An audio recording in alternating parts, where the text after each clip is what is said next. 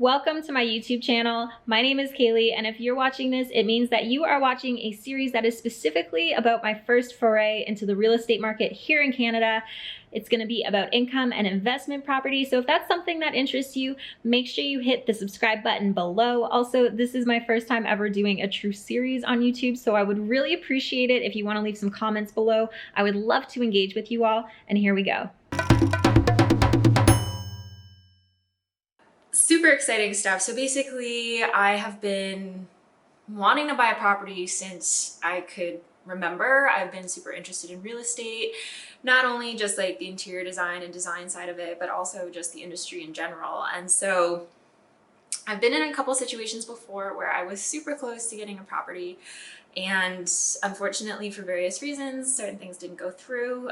This happened in 2015. This happened again in 2018. And it's already happened a couple times this year. So where I'm at now with everything is I'm living in Halifax. I was living in Vancouver for 10 years. I'm in Halifax now. And last Sunday, I went to an open house in a neighborhood in Halifax. And the house is super small. It's like 670 square feet, I think. It's absolutely tiny. It's a 2-bedroom house, but it's super cute. And I thought maybe it would be a good first property for me to take on.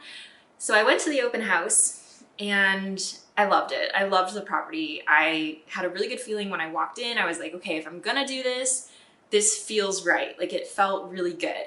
The only downsides were that it's not in the greatest neighborhood, and there are like a bazillion stairs to get up to the property. It's set up on a hill, so you have to get like up 30 stairs to even get to the front door. And right now, if you didn't already know, I've got a broken toe, so that was not the funnest. But other than that, the property I thought was perfect. I thought originally I really wanted to just get a condo for my first property because there's so much less to deal with. You don't have to deal with yard work.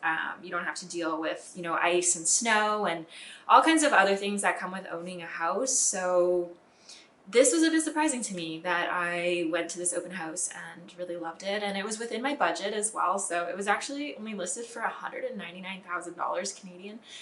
Super affordable. And yeah, anyway, so long story short, I made an offer, and there was a multiple offer situation. So my real estate agent and I, we offered just list price at first, so $199,000, and then the seller's agent came back and said that there was multiple offers.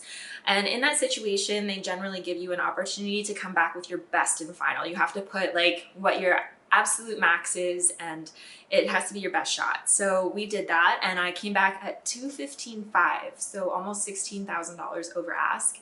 And they ended up accepting my offer, which is super awesome. So now we're in what's called the subject removal phase.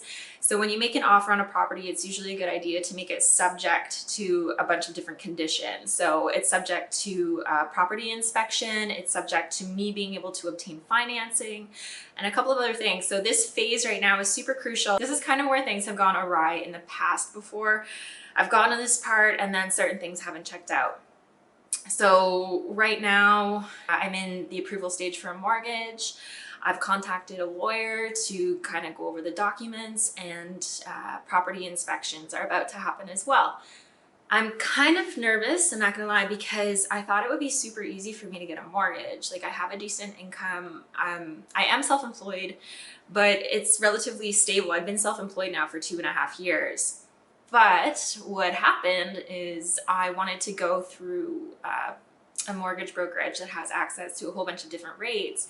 But because my business structure changed within the last 2 years, so I went from being a sole proprietor to incorporated, I can't go with them, apparently. So I'm looking at going with a bank. I'm in the approval stages right now with RBC, and I'm a little bit nervous. I'm kind of surprised that we haven't heard back yet. Everything went through on, I think I sent them all the documents on Monday, and it's now Thursday.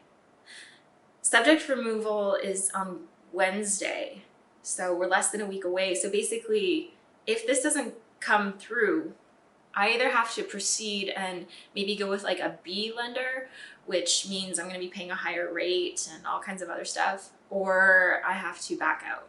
And so I'm really nervous. I really want this property. I just really hope that they get back to me. They were supposed to get back to me yesterday, but it's still in the approval phase, which is scary. Like, I have really great credit. I make a decent income. Like, there should be no problem with me qualifying for this amount, but because of the structure of my business and being self-employed, I'm having to deal with these difficulties. And so if you're self-employed, you definitely want to check things out before you really get into doing this, because it's way more complicated compared to if you're in a salary position somewhere else. But anyway, so that's where we're at. Property inspections are tomorrow though. And doing a property inspection and a sewer line inspection. I don't fully understand why, but my realtor told me I should, and he's really awesome. I trust him 1,000%. And it makes sense.